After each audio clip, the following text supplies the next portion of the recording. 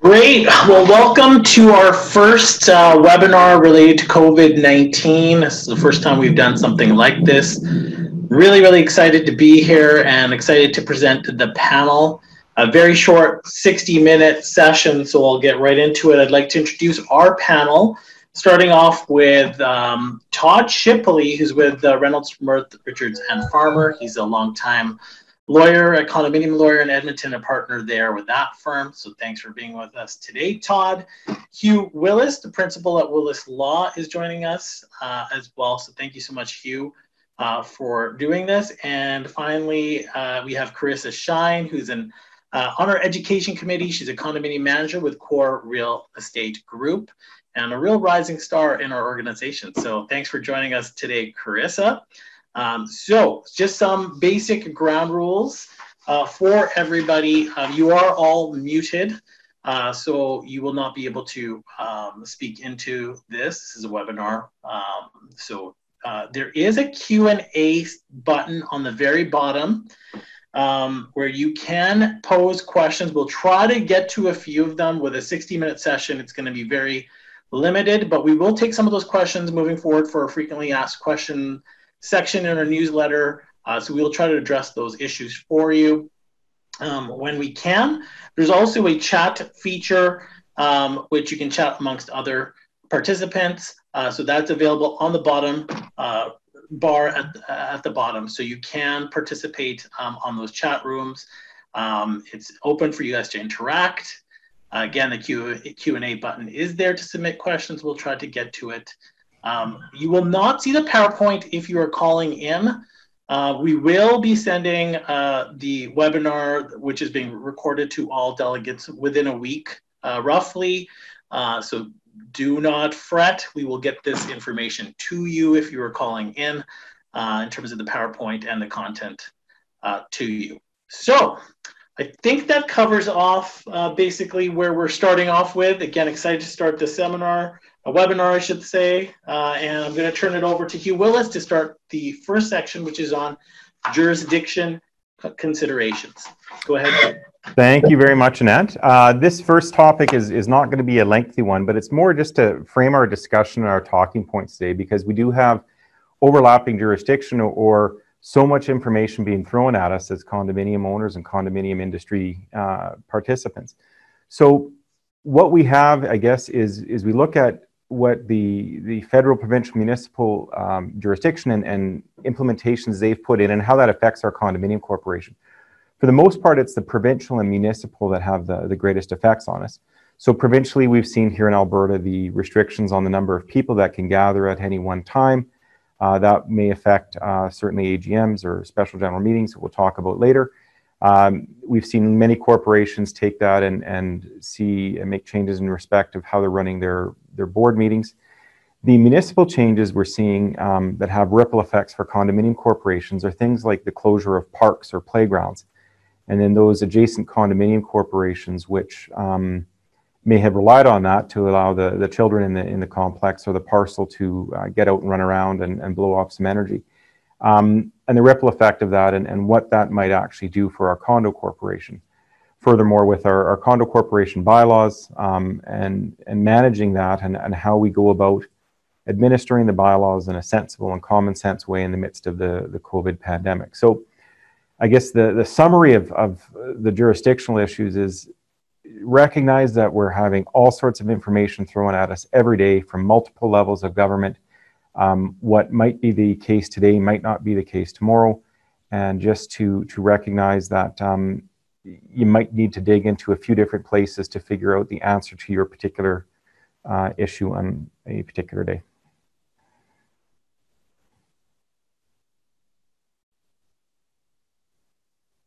That's it for that one.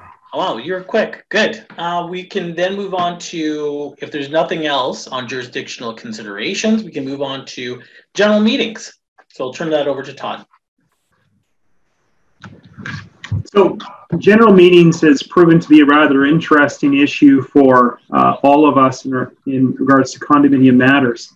By way of a quick review, under the Condominium Property Act, in Section 31 Sub 1 Annual general meetings are supposed to be held in the municipality in which the corporation is located, absent an ordinary resolution from the owners. Under the current legislation, we also know that board meetings can occur through electronic means. However, when the 2014 Condominium Property Amendment Act was passed, they waited some years before they started proclaiming sections. And proclaiming means that you've enacted or triggered the application of those sections. And the Condominium Property Amendment Act was rolled out in different phases, and specifically the voting provisions of the Amendment Act in 26 and specifically 26.8 were not proclaimed. Now, Section 26.8 of the Condominium Property Amendment Act specifically allowed for electronic voting and electronic meetings. And it referred to regulations about this. But again, those on the supposition, of course, that you can't yet have these electronic annual general meetings. You can't have it through video conference because you don't have that authority triggered yet. What then happened was we received in early April the Ministerial Order 009/2020. And in Section 17 of that Ministerial Order, it dealt with condominiums and condominium matters. Now, there's a couple of things which were suspended. Specifically, the obligation to hold your annual general meeting within 15 months was suspended. The ability for unit owners to force a special general meeting was likewise suspended. So owners cannot now, under Section 30.1 sub 2, with 15% of people signing, they can't force a special general meeting. So special general meetings are suspended. Annual general meetings are likewise suspended. But then we received this specific wording, which raised some questions. In 17 sub 5 of the Ministerial Order, it states, and I quote, "The requirement for an annual general meeting to be held under Section 30 is suspended. For clarity, this does not preclude a condominium corporation from holding an annual general meeting through remote means such as video conference, teleconference, or other means." So we were left with the question, and a number of clients asked the question, what the heck does this mean? Does this mean that we can actually now have our annual general meetings through telephone, through video? Because it specifically says, well, you're not precluded, you're not prevented. The problem is the Act doesn't expressly allow for it. The Amendment Act dealt with it, but it wasn't triggered. So amongst condominium lawyers, I kind of polled a group, and the results were mixed. Generally speaking, the majority of the people I talked to said, I would tell my clients, no, do not do it. There was another voice, though, that said, well, I think potentially you can, but it's problematic. And I think there's some merit to that point. So simply put, what people need to look at is what goes on in an annual general meeting. Well, the first thing that happens is people come in and register. How are you going to do that? Through teleconference or video conference. You're going to have to deal with proxies. How do you do that? And then you get into actual voting. How do you handle voting on a unit factor basis? How do you record? Because, of course, now under Schedule 3 of the regulations, you have to record the results of the votes. How do you do that? So there's some things that happen in annual general meeting that are would happen very naturally through video, such as reading out reports, perhaps even answering questions. But specifically, what about voting? What happens if an owner demands a poll vote? How would you handle that? Likewise, when you actually have your vote for your election, how do you handle that? Because, of course, it needs to be done on a unit factor basis, and you have to record the votes for and against each individual. For each individual, and you have to provide that total. So I was talking to one president of a condo corporation today, actually, on this, and that condo corporation involves over 300 units. Now, picture trying to run an annual general meeting where you're dealing with the issues I just enumerated, and compare that in that corporation to a corporation that, say, has 6 to 10 units, and 60% of people phone in or are involved on a Zoom conference call. Arguably, you could easily handle an annual general meeting in a much, much smaller condo corporation. But where you get into the larger ones, you very quickly are going to run into problems. Further, in the event that you have anything that is contentious, you run a significant risk of the results of votes at that AGM being challenged down the line. So therefore, my recommendation to clients is the safest thing to do is to take advantage of Section 17 of the ministerial order and tell your owners that the annual general meeting is suspended. Unless there is a compelling reason to do it, and it is a very small corporation and it can be done and you can check off the boxes, your safest thing to do is to take advantage of the suspension. Now, that said, there are things that corporations can and should consider. Corporations can hold an information meeting through Zoom or through other electronic means. You can provide information to owners about the financial affairs of the corporation. You can provide committee reports, president's reports.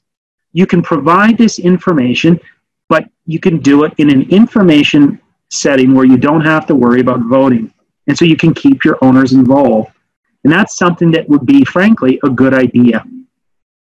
So ultimately, that is the process that I would recommend. That's cleanest, that is most likely to prevent any sort of disputes down the road or any sort of issues.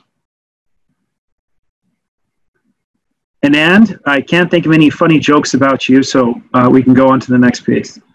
Sounds good. I think just a quick note that on our website, we do have the ministerial order. If people want to look at that, it is available on the website.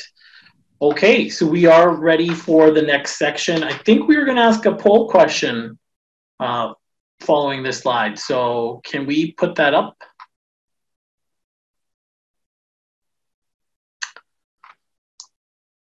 All right, the poll question is, are you planning to postpone your AGM until the suspension is lifted? So we're curious to know of the people who are in this session, whether that is your intention.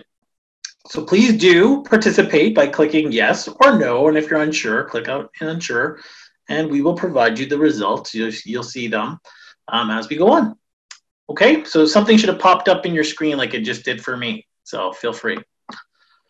All right, we're moving along just swimmingly well on time, so we're going to move on to the next section, which is financial considerations. Please take it away. You. Oh, you're still muted. There we go. So the financial considerations and the financial questions that have come in related to COVID have been, there's been a large number of inquiries. And what we're looking at here is the financial health of the corporation, and each corporation is different, and some corporations' financial circumstances will dictate different decisions than others. The main question that's coming in right now is dealing with owner arrears, and owners asking if they can have their condo fees waived or deferred. And I think we have to be very careful in how we treat those terms. So in my mind, the waiver of a condo fee would be it's gone, it's eliminated. That month's condo fee or payment is no longer owed by the owner. Whereas a deferral of a condo fee would be that condominium fee is something that may be due May 1st, but the due date is then deferred to a later date down the road. In our opinion, in our experience for sure, is we're not aware of any condo corporation that budgets for a profit each year. It's the operating expenses plus a contribution to reserve that is usually budgeted for.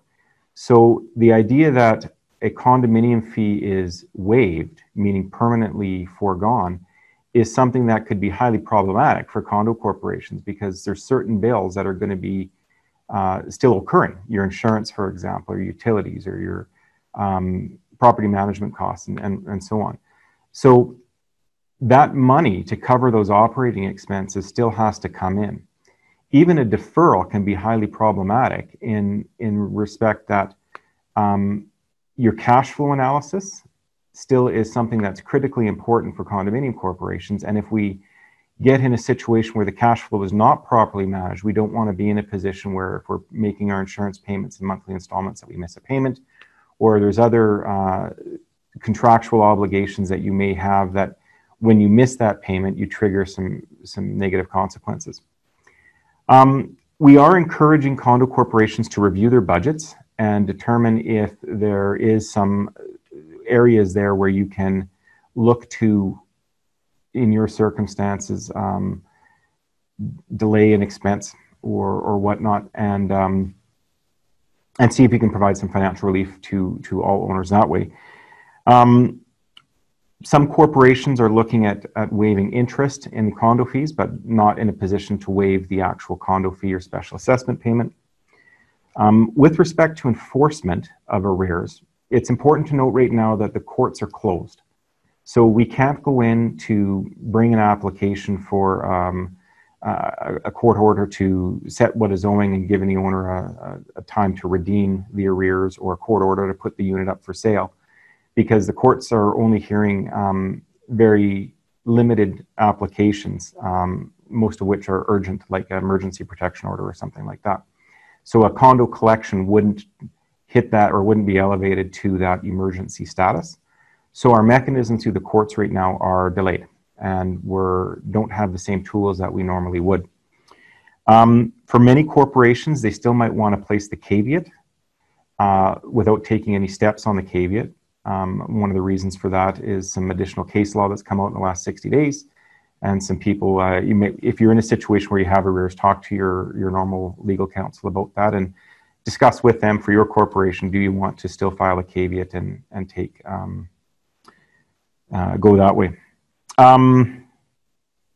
Now, other one that we want to talk about, I guess, as part of the budget review is, what about our contributions to our reserve funds? And some corporations do this monthly, and other corporations do this at the end of the fiscal year by lump sum. If you do it monthly, you may want to, at a board level, change your practice to say, we're going to catch this up at the end of the year. But know that you still have to make that payment at the end of the year. You're still legally obligated to make sure your reserve fund is funded, as it always has been prior to the COVID situation. So you have tools that are available to you. Whether it's the best idea for you is literally a case-by-case basis. Now, when it comes to the corporation loans, one of the lenders that we see in condo, CWB Maxium, has put a publication out recently that they're offering a interest-only line of credit for up to 12 months, for up to 6 months condo fees repayable, and a streamlined approval process. So if you're in a corporation that's looking at a particular financial crisis, that might be something to explore with CWB Maxium. And certainly Maxium has been a lender to Condominium for many, many years. So they're familiar with the process.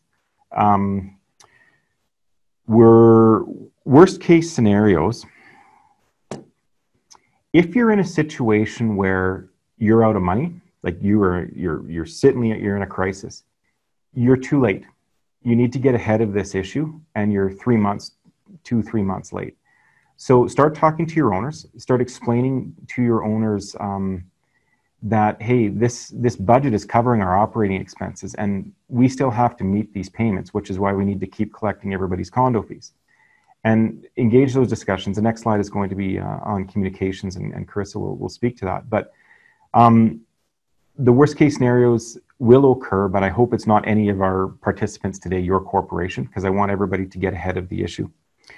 One other thing that we want to bring up is CCI and some other organizations from across the province, and and led by Victoria Archer, another fantastic condo lawyer, put a letter to the government asking the government, Service Alberta, to consider some legislative change to permit condo corporations to access the reserve fund during this crisis. We've not yet seen the response to that. The idea behind it is that it's a way to provide some financial relief to condominium corporations on an interim basis without actually any dollars or cents coming out of the federal or provincial government.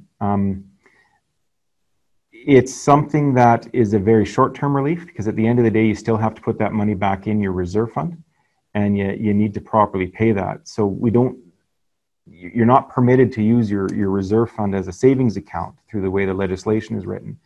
But we have written to say, due to the unprecedented nature of this pandemic, is there any wiggle room there? Can we get some interim relief available to corporations? So we're fingers crossed, and we'll see what happens with that.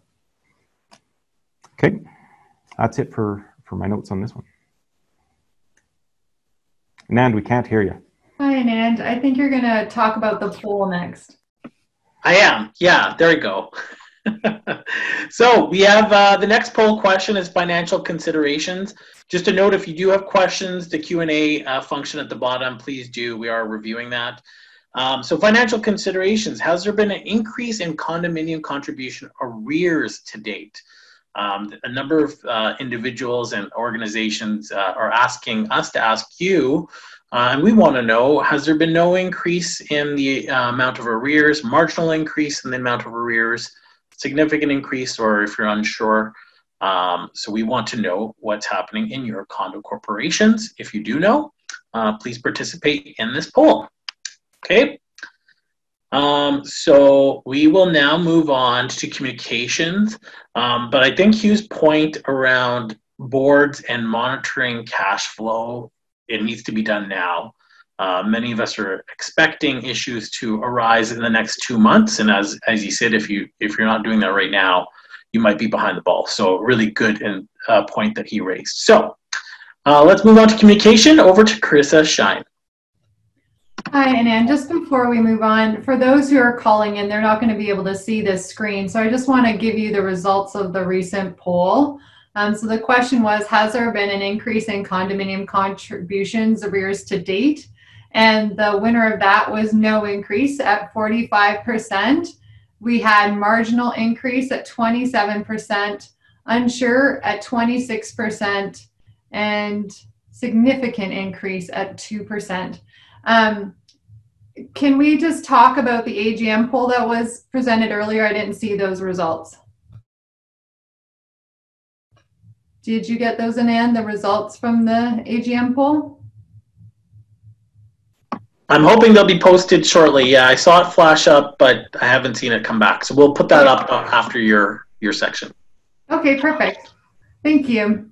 So the impact of this pandemic is far-reaching, and those living in close quarters in multifamily buildings definitely feel the strain to a higher degree. All of a sudden, more people are stuck in their units throughout the day, whether they were working from home, homeschooling, or finding the next thing to distract themselves on Netflix. Some residents took this declaration seriously and immediately self-isolated, while others felt the restriction was an overreaction, and they still had to share the same common area. Communication is essential, but never more so than now when nothing seems normal anymore. It is critical for boards to keep both owners and tenants updated during this time. Those with condominium websites have the advantage of communicating information quickly, while those without will have to resort to hard copies and emails when available. Creating an FAQ, frequently asked question sheet, based specifically on your complex can help take the strain off the volume of calls and emails received by the manager and/or the board. Never assume that what has been posted publicly by the local authorities has reached everybody in your corporation. Hearing or reading it multiple times is never a bad thing. To assist with messaging for both visitors and residents, the government has created helpful prevent the spread notices that can be posted on all the entrances to your building. visit the COVID-19 folder in the CCI Resource Center at our website for more information. It is also important to remember that the pandemic rules and regulations are very fluid and continue to be revised on an ongoing basis. When things change, it is important to update your correspondence accordingly and remove anything that either no longer applies or has been revised. Communication with all your contractors is essential as well. Checking to see how the companies are handling the pandemic is part of that ongoing relationship with the corporation, bearing in mind that they have their own challenges to deal with as well, keeping the dialogue open and working together to resolve challenges such as access and physical distancing prevents the issue from escalating. In addition, do not hesitate to request information on what the contractors are doing to protect their staff and your residents while on site. Using COVID-19 as an excuse to not deal with complaints is a recipe for disaster. Complaints are likely to increase simply due to the majority of people being home all the time. Everybody deals with these situations differently, so it is critical to take an empathetic, reasonable, and timely approach when working to resolve these issues. Boards will likely have some discretion to handle complaints during this period, subject to the details in their bylaws. Consistency of response is still paramount. Board meetings are still required to continue during the pandemic, keeping in mind the physical distance restrictions in play. A number of corporations have resorted to having their boards meeting online through Skype, Zoom, Google Chat, and other platforms available. While more reluctant to embrace technology, others have resorted to conference calls. Either of these options fulfills the requirement of the Act that board members must be able to hear each other. Meetings cannot be held via email by recording votes. Bylaws. There are no compulsory timelines to complete bylaw revisions under the new legislation. Boards are encouraged to keep working through the process. If not all members are comfortable with Zoom or web-based technology, you could still go the old school way by emailing your comments back and forth to each other. Keep progressing ahead, even if slowly. Don't give up on the process. I encourage all residents and owners to take time to communicate your thanks back to your board, your on-site staff, and your management companies, as their workloads have significantly increased due to COVID-19. Thank you. Thank you, Carissa. We are working on the poll question. We're trying to get that back towards the end of the meeting. Thank you for that. I do want to take a Q&A question because we are running ahead, which is great. A quick question for Todd. Would a mail-in ballot system work? Is a question from Bob.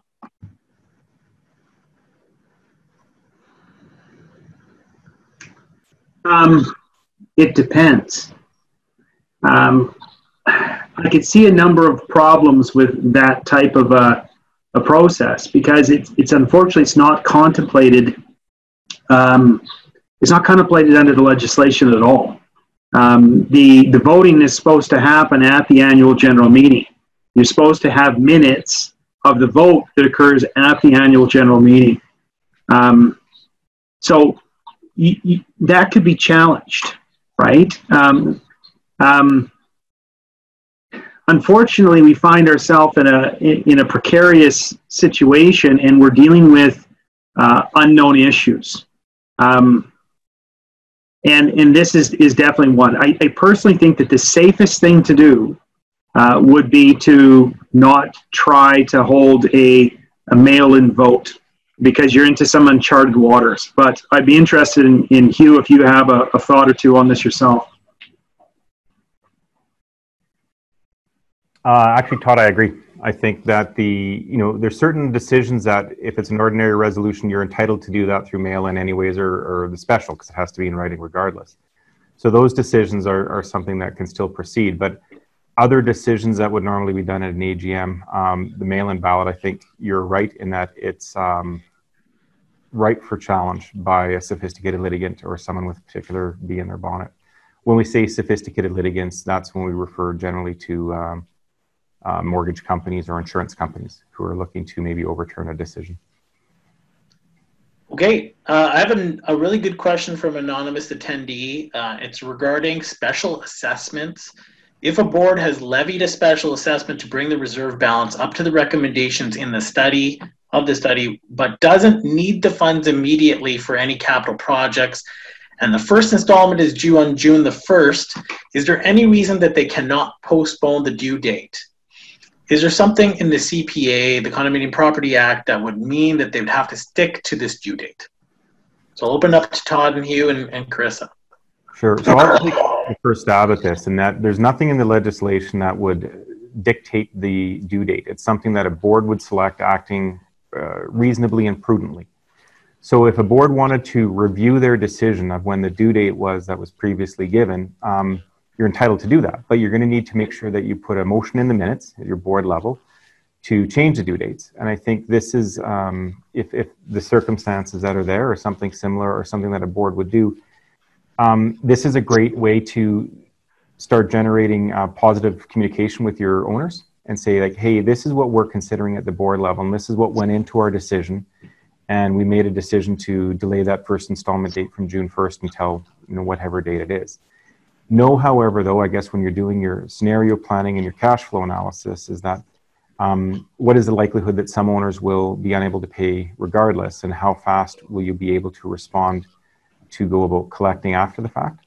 So just make sure that's a live issue. But I think it's a good question, and it is that would be a good example of something for the board to reconsider, and then just make sure you're throwing your hands up or you're doing your vote at your board meeting to properly document your decision. I would add to that. First off, I echo everything that Hugh just stated, but if there is a concern about timing and you have passed a special resolution, the work is going to be significantly delayed. I strongly recommend to condo corporations that they don't cancel the special assessment or the special levy to deal with it in the future. We had instances with a number of corporations that I acted for that related to the Fort McMurray fire, where there were a series of special assessments that had been due. With the fire, they were no longer necessary because the corporation got wholly destroyed. And so there was about a dozen where those special assessments were then canceled, but they had actually been paid as a result of a sales requirement between a vendor and a purchaser. And of those, about a dozen, about 6 of them turned into litigation as to who was entitled to them. So I'm a big fan of, if you're going to be delaying, we'll postpone. And the board can do that. But for the love of Pete, stay away from canceling. That can have some unintended consequences for everybody. And one other thing, I'm going to jump in there. It's something we talked about when we were preparing for this session, is let's change the facts in that question from bringing up a reserve fund balance to something related to a loan. And what you want to make sure is that if you're going to be changing the due date for an assessment or something, you want to make sure you don't accidentally enter into default with your if you have a current loan. And I guess any decision in that respect, if you have a loan, make sure you're reviewing your loan your obligations within your loan agreement. And if you have questions, raise them to your lender, but do so in a way that, you're not triggering anxiety on their end that you're going to be missing payments. It's just, hey, we want to make sure we get ahead of this and seek some clarity on this. Yeah, Hey, go ahead. Sorry, the only thing I would add is I like that Todd mentioned about the sale of units. And I think it's important to realize where the end of your fiscal year is and where in your meeting minutes the resolution fell to levy the special assessment. So if you levy a special assessment that's not due for 6 months, a month before the end of the fiscal year, it still gets recorded in that auditor's report. And then the challenge is that's on the table for anybody who's selling. So when you go to sell, often it will be part of that package that the special assessment upcoming maybe gets covered, and it has to be discussed between obviously the realtor, lawyers of that sale, but it's still hanging there, like it won't disappear. Okay. Thank you for all the questions. I'm reviewing the questions as well. Some of them are related to COVID, some of them are not. We'll try to get to the ones related to COVID, and we may have to answer some of those other questions in another newsletter or document. So we're going to move on to the next section, privacy issues. Turning it over to Todd.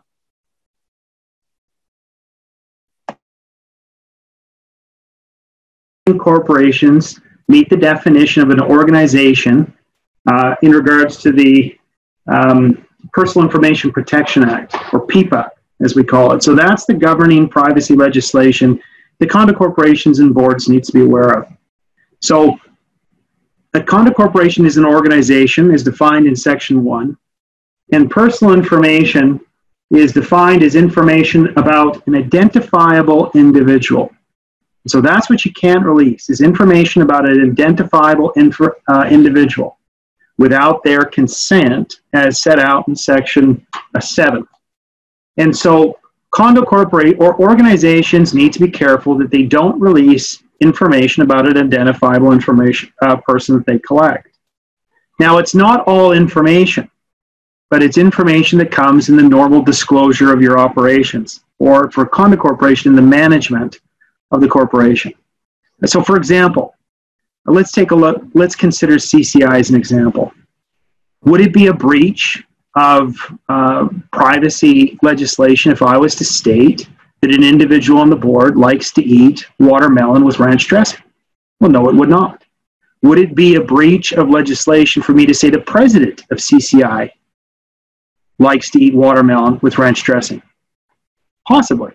Would it be a breach to say a NAB likes to eat watermelon with ranch dressing? Now, when you look at that, it's not information that came through the organization, but it's just information I know because I noticed during a board meeting that that's freaky weird, that he's eating watermelon with ranch dressing. Now, we compare that then to the situation with a condo corporation, where the condo corporation has the statutory obligation to repair and maintain the unit and to manage the common property. Information is being gathered. So let's pivot now into what we're concerned about. We're concerned about COVID. What has to be disclosed? To whom is it disclosed? If an individual in a condo corporation has COVID or has been in close proximity to someone with COVID, and that is disclosed to the board, what obligations does the board have? It's important to note that under Section 2 of PIPA, or the legislation, you have a reasonable standard or a reasonableness standard. Everything is supposed to be reasonable. But that doesn't mean that the board just does what they think is reasonable. They're still governed by Section 7 and 8. So in the event that a corporation has information about an individual that has COVID, they should not and cannot release that specific information to the rest of the corporation. I want to be clear what I'm saying they cannot do. They cannot state that Joe Smith on the 3rd floor has COVID or has been in close proximity to someone and is quarantining.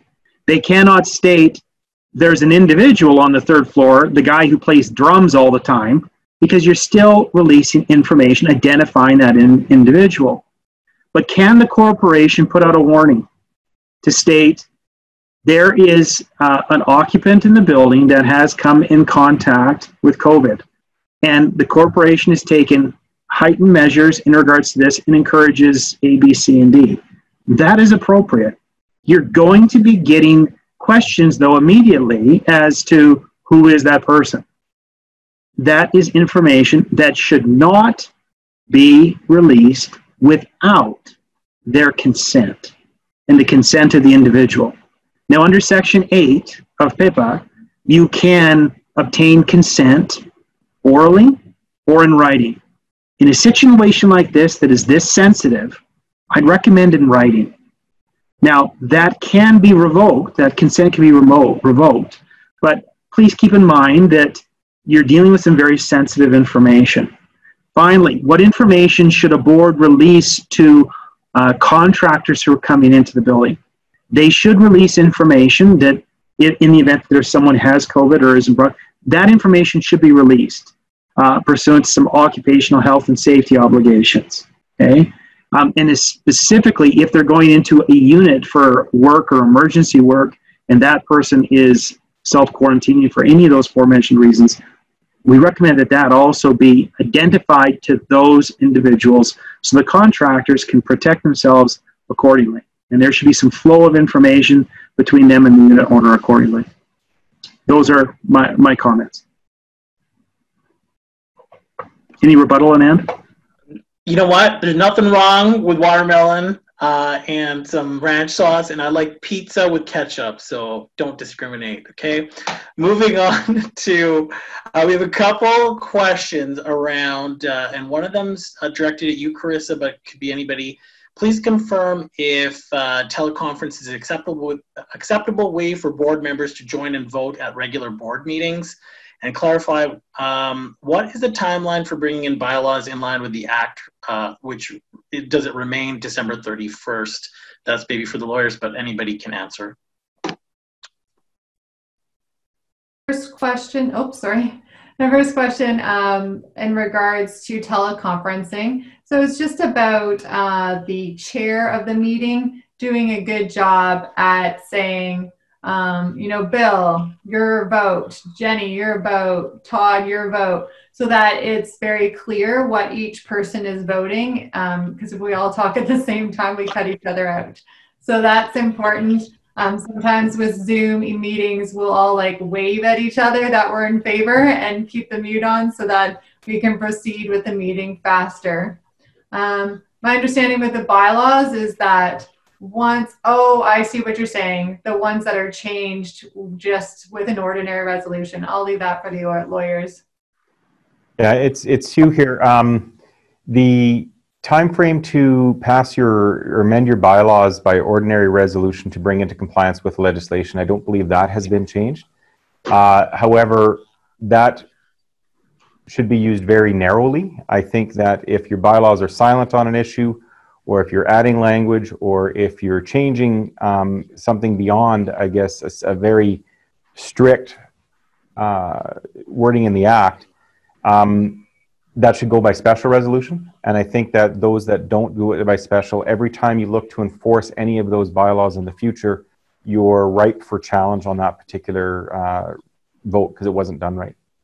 So I think that's a situation that should be used very narrowly from the outset. I don't think it's changed by the COVID crisis. I'm going to slip in another quick question about Airbnb, and then we'll move back to the presentation. There was a quick question if you'd heard any buzz about restricting short-term rentals, Airbnb, due to COVID safety concerns with unknown persons who may be carriers and are not following social distancing or preventative measures. Question from Janice. I'll throw it over to our Airbnb guru, Todd Shipley. Go ahead. The short answer is no. If Airbnb is specifically allowed under the bylaws, then it's a use that cannot be prevented as a result of COVID, so long as the other restrictions and public health orders are being followed. So, for example, if somebody said it's time to rent a unit to throw a party for myself, my closest 50 friends, then yeah, there's an issue there. But if you're using the Airbnb or the short-term rental and it's specifically allowed, then that wouldn't be precluded by the orders. There are some things that you can and cannot do in regards to accessing units where people are there, but this is not something that you could do to shut down. Now, I'm sure that you've probably all heard this, but for those that are listening that are not aware, we now actually have clarity in the province on the issue of Airbnb as a result of a decision from Justice Belzil in the Cusio decision, which builds upon the interim injunction issued by Justice Reinke. So if Airbnbs are an issue in your corporation, contact your corporation solicitor and make sure that you get an opinion as to the impact of Cusio on your organization. Okay, thank you, Todd. We're going to move on to contracts and capital projects. There was a question related to entry of contractors during COVID-19, and it will be answered in this section. So I will turn it over to Hugh Willis. Thank you, Annette. So in this section, one of the questions we get asked a lot is, can we just delay our contract? We had a contract signed before the COVID crisis. Can we just say we're delaying it? And the answer to that is maybe. You cannot do it unilaterally if you have a binding contract. What you would need is the consent of the other side. So you are allowed to amend terms of the contracts, but very few, if any, would say that one side could do it unilaterally. When you have a contract, part of having a written contract is you set out the terms and the expectations of each side in terms of what you're going to get. One side's going to get money, the other side is going to get the services or work. So if this is something that you're looking at, I would suggest that you engage your solicitor and the other side and have a conversation. You have to frame that conversation appropriately so that you don't trigger some anticipatory, what are referred to as anticipatory breaches of contract. But you know, you can't just say, snap your fingers and say, we're not doing this when you have a signed binding contract, because the other side may well be relying on that contract to keep staff employed and service providers and the rest of it. Now, something that I'm just going to build on what Todd said, and I agree entirely that there's occupational health and safety obligations for workers that come into the site. And do you have an obligation to notify them? I think that you do. Under the occupational health and safety legislation. Now, our recommendation on this through our discussions is we suggest you identify some of your preferred service providers, like for example, a restoration company, and talk to them now and say, all right, we don't have a flood today. We hope we don't. But in the event we do, and that happens in a unit where someone is self-isolating or required to self-quarantine, what are your preparations? Do you have Tyvek suits? Do you have masks? What is your personal protective equipment that your workers will have? And have those discussions now so that your contractors, you know who it's going to be and that you're prepared. And talk to your owners about that and say, hey, everybody, this is what we're doing in advance. We hope we don't have to engage this, but in the event that we do, this is our plan. The ministerial order that came out earlier, a couple weeks ago, April 9th, I believe, put some language in there that said if someone is self-quarantining, there's now an exemption, or if they're self-isolating, there's an exemption to the ability for that person, sorry, let me rephrase that. There is the ability for that person to say, no, you can't come into my unit. However, that exemption does not apply to emergency circumstances. And what's in the ministerial order refers to a subsection, but the subsection 2 within the legislation still allows a condominium corporation access in an emergency. So for example, a flood, you can still go in.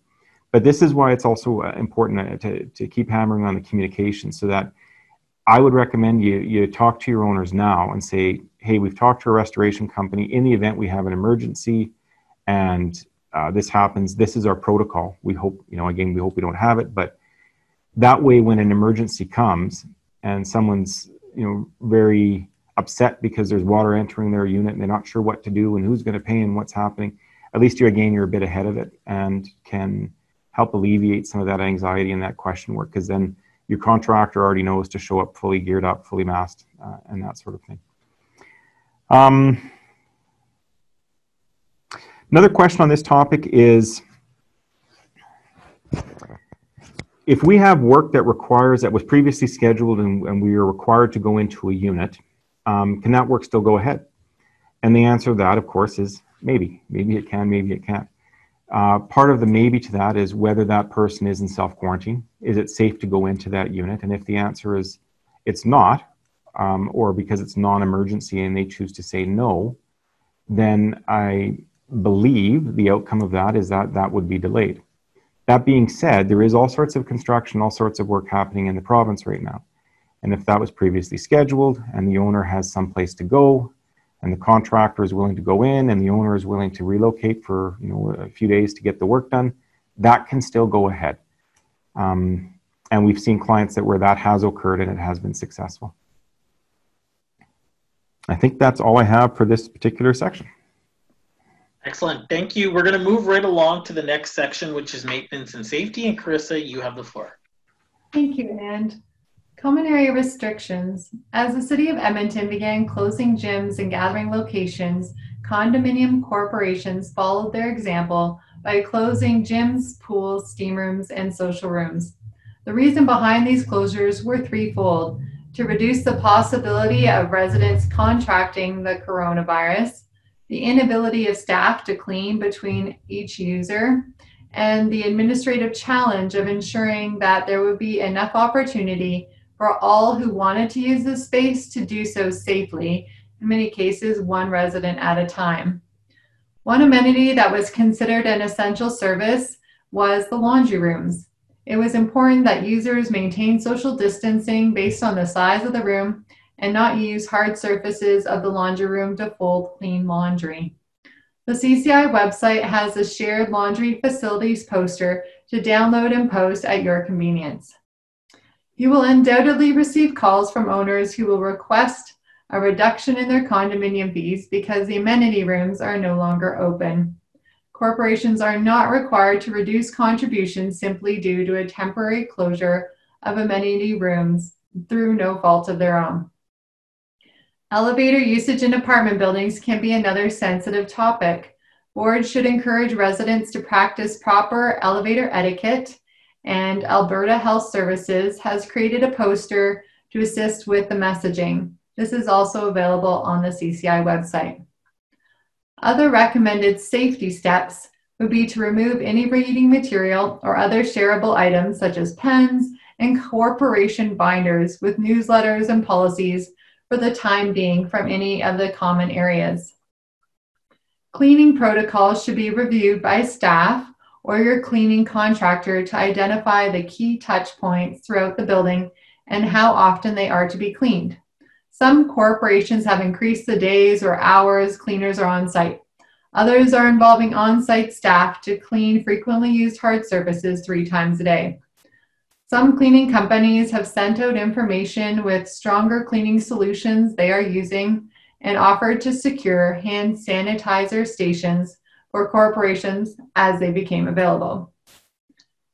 Scheduled maintenance protocols have to be adapted during this period and will vary depending on a number of factors. It is imperative that boards and/or managers have discussion with their contractors to confirm if any revisions to the scope of work are necessary. Ultimately, the corporation has a duty to continue to repair and maintain the property to the best of their ability, along with that of the contractor. Work that can only be done within the units must comply, as Hugh mentioned, with a recent ministerial order for access. Landscaping, on the other hand, can proceed with proper physical distancing and appropriate safety measures in place. Parkade sweeps, a common occurrence in the spring, can be problematic, especially for older adult buildings during the pandemic. However, other buildings may wish to proceed with the realization that there may be a large number of residents who are not comfortable with going out and moving their vehicles. We will have a poll question shortly to see where everyone sits on this issue. Renovation requests. Owners requesting to have work completed in their unit with their own contractor is something the board should review, as they normally do, and if it falls in the guidelines, approve. With owners sitting at home all day, they often see things they would like to change. It is up to them and their contractor to work on safety protocols in addition to following the corporation's rules and bylaws. Lastly, and unfortunately, it appears that thefts are on the rise. Remind residents to be more diligent when securing their property. Communicate with management immediately so that this can be shared with the ownership.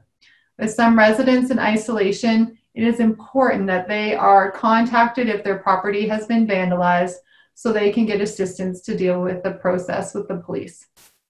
And back to you, Anand. Perfect, thank you. And you can see that the poll question is going up or is up. Are you proceeding with your parkade parking lot sweep this spring? So we're curious to know, what are people doing? Please answer that question if you do know it, and we will share that result right away. looks like 68% of individuals are proceeding with it, while we have 8% that are not, and another 24% are not sure. So fairly one-sided of those who have answered that question. So we are ready to move on to the next section, which is basically additional online resources. We wanted to make you aware that we do have in our resource center on our web site, which is www.ccinorthalberta.com. That's HTTPS www. So please do check it out. It is available to the entire public, the articles, the links, the CCI Resource Center. We also have a YouTube channel, so please do subscribe to the YouTube channel. We currently have some videos up related to some other topics that we have covered, but we are going to be updating that fairly often. Link is available on the CCI North Alberta website as well. And CCI National has a resource center, cci.ca, HTTPS, and cci.ca. I'm saying that for people who are phoning in. So we have COVID resources from across the country, so you can see what they're doing in other jurisdictions, and there's plenty of important information here as well. All right, and then we'll move on to the next slide. We will be sending out an online survey about this webinar and how your experience with it, so we'll be sending that tomorrow.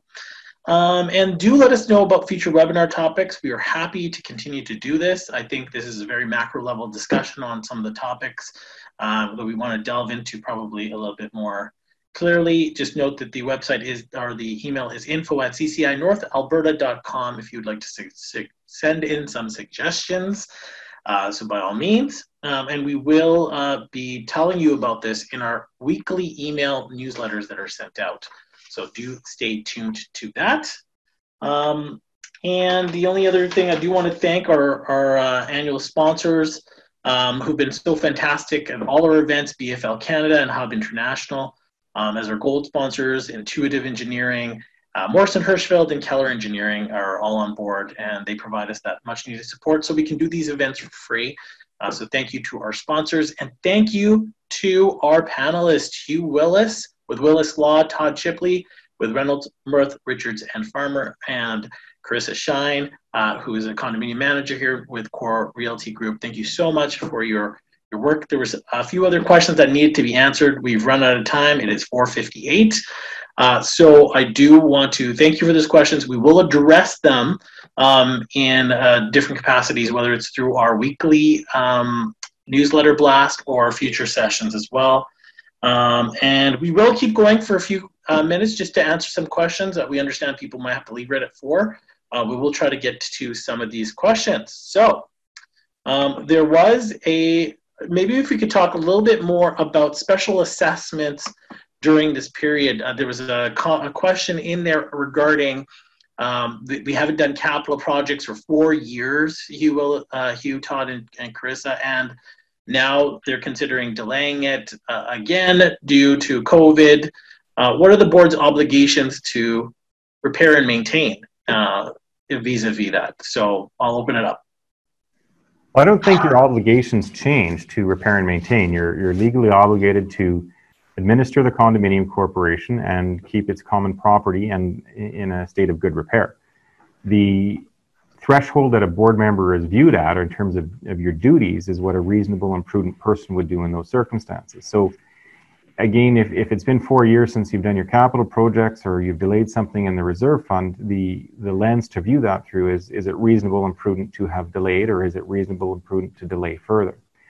Where the COVID items come in would be if the access to suites is required. So for example, if you're doing a window project and you need access to suites from the inside, is that something that's going to be feasible if you have a number of people in the building who are self-isolating? You know, it's not an emergency circumstance to necessarily grab them through or grab through their unit into the window. So that's where that will come in. It's certainly a case-by-case circumstance, but I would encourage you to, I guess, discuss at your board level, hey, we still have to do this. What is reasonable and prudent in our particular circumstances, our particular finances, our particular state of our common property, and the timing.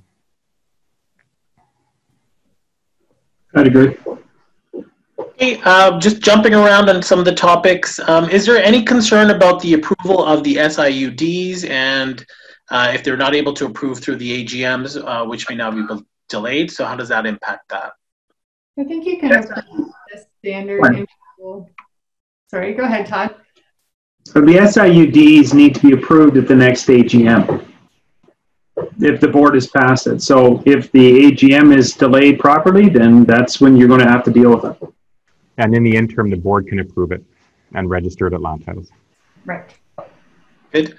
If someone has disclosed to the board, and this comes back to COVID-19, that they are COVID-19 positive, can the board choose not to raise awareness throughout the building? Is there a liability to absolutely warn residents? Do you have to let people know if somebody's made you aware? So we talked about this in our discussions in preparation for this. My recommendation, and I think Hugh's on the same page, is yes, you should tell people that there is an issue with COVID. If you become aware that someone has been diagnosed with it in your building, you should, because you should let people take extra precautions and be aware of that. Don't obviously identify the individual. As to whether or not the corporation or the board could be held liable under an occupier's liability argument or a negligence argument, no comment on that. Lawsuits always depend upon the facts. But in a situation such as this, we'd recommend that you're not motivated solely by avoiding litigation. Stay within the bounds of the law as to what you can tell people, but give your unit owners as much information as possible to protect themselves and to make sure that they take as much precautions as is prudent in the circumstance. Yeah, I agree. Okay. Just knocking off a couple quick questions. We have a small library in our lobby. Should we have it blocked off? I think you should try to mitigate people spending time in the common property areas, whether it's your lobby, whether it's your amenity rooms. Absolutely. I don't know if other panelists want to add to that, but I think you should do what you can as a condo corp to ensure people are not utilizing common space in that way. Yeah, I mean, it would look a bit messy if you had to string caution tape everywhere. I think there is definitely the desire that with all the amenities closed, people would just understand that and respect stuff in that location. And then the challenge is, where does a corporation have to take all those books off the bookshelf and put somewhere else? So corporation storage, but we could post posters just saying, please do not use these supplies. We can't guarantee how safe they are with them being in this common area. A really good question that was posed here by Joan. As information changes daily from AHS, isn't it risky to send out any information regarding what to do during this pandemic? Shouldn't we just be referring to owners watching Dr. Hinschel's daily updates or officials, because it's such an ongoing fluid issue? Thoughts? Sorry, what type of information are we talking about? I think that just daily information that comes out from the Alberta Health Services around COVID prevention, that I think is what she's referring to, that there seems to be some ongoing changes. We've heard differences on whether to use masks or not, so on and so forth. So what information should condo corporations be providing? Maybe we should just be providing the direct source of information, which according to Joan is Dr. Hinschel's daily update and what people should be following. Yeah, I don't think that condo corporations want to take on the role of, an advisor or health advisor in this. I think that the corporation should be looking solely upon its objects, its obligations, its processes for how it's handling certain things amongst the unit owners in the condo corporation. The corporation, the board should inform themselves about the issues that are happening that are relevant to them. And then limit it to that. I mean, you've got obligations in Section 28 of the act reasonably, prudently, honestly, and in good faith in regards to things you're supposed to be doing as a condo board. So focus upon those things, and yeah. Yeah, and I think that's part of the challenge is our jurisdictions aren't necessarily speaking the same language at times here, right? So the information is changing daily, and you're going to want to check more than one. But I agree with Todd entirely. Like, condo corporations are not in the business of providing health advice. Period. There's been a couple quick questions related to children in condos and running in hallways and restrictions on hallways. And I want to open that up to a little bit more of a macro question. I've heard of condo corporations actually restricting visitors in buildings, requiring owners to go down and meet their visitors, and restricting skip the dishes in their building and so on and so forth. So there seems to be any thoughts on restrictions that boards will put in place in buildings related to COVID-19, and also just the behavioral thing in terms of trying to influence people's behaviors and not walking common hallways, working in common areas, allowing children to run back and forth in hallways. Thoughts? Open it up. Yeah, I mean, it's a very difficult time right now for everybody in those communities. And I think it's important to see what happens. Some buildings, people when it was like -30, they were scared to walk outside because they'd slip on the ice. So maybe they took their daily walk to the parkade and made sure there was lots of space to allow for social distancing. And I think it's important to see, like, if it's obviously the noise of children running in the hallways is usually what causes the trouble, not the fact that there's kids in the hallway. But yeah, with the weather being how it is, let's take people out to the park and get that space. So there's the poor kids. It's a hard time for them. Yeah, I think that ultimately, just a recognition that it's a challenge for everybody, and to try to, as much as possible, through calm communication, starting at the board level with unit owners, try to tamp down or calm any feelings of anger or frustration because of the situation we're all in. I mean, I get the challenge of trying to stop children from running. It's why I try to close the door in the den when I'm working from home. Good luck on trying to control that by a bylaw or a rule. Personally myself, I would recommend against trying to enact a whole bunch of rules to micromanage how people are actually using the common areas.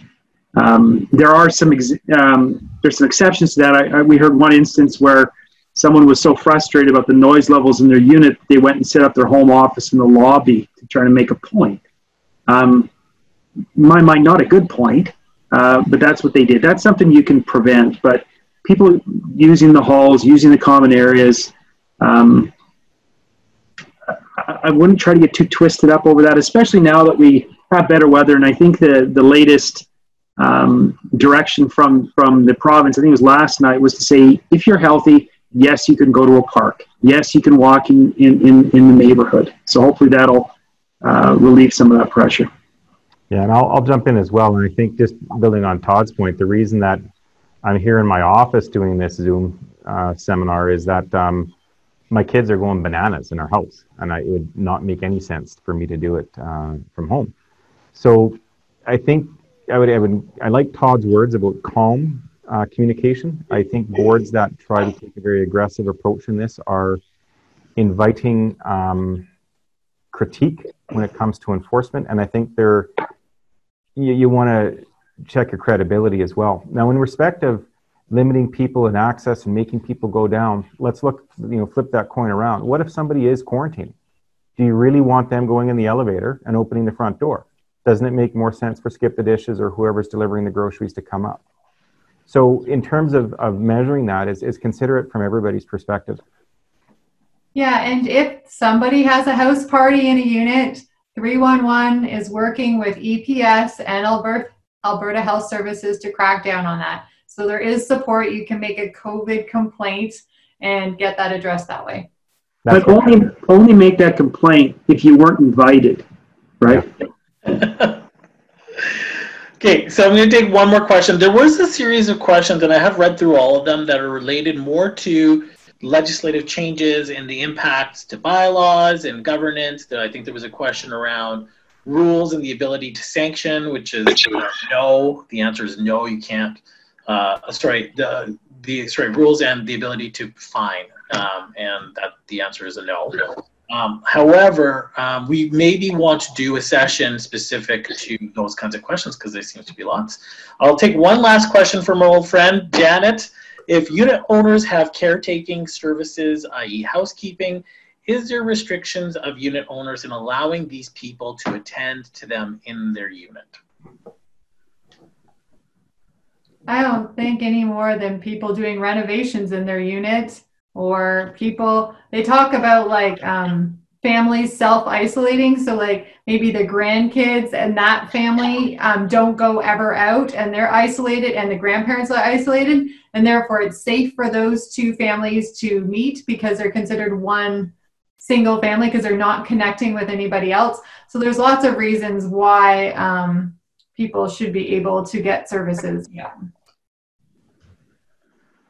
Yeah, I concur. If somebody's getting personal health services, I don't think it's the business of a condominium corporation to get in the way of that.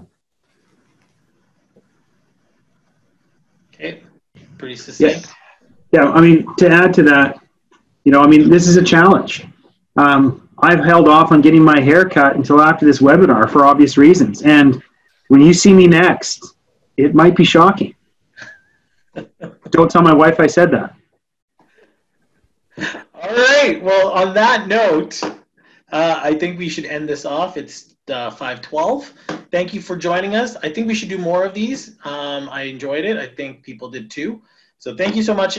Send in your questions. Alan White is happy to take your questions, our executive director. And we are obviously putting out information as much as we can. I think we should do a session on ledge changes and questions related to it based on all the Q&A that we're getting. So again, thanks to our panelists and to you. Have a safe few days and months, and be safe out there and take care. We'll talk soon.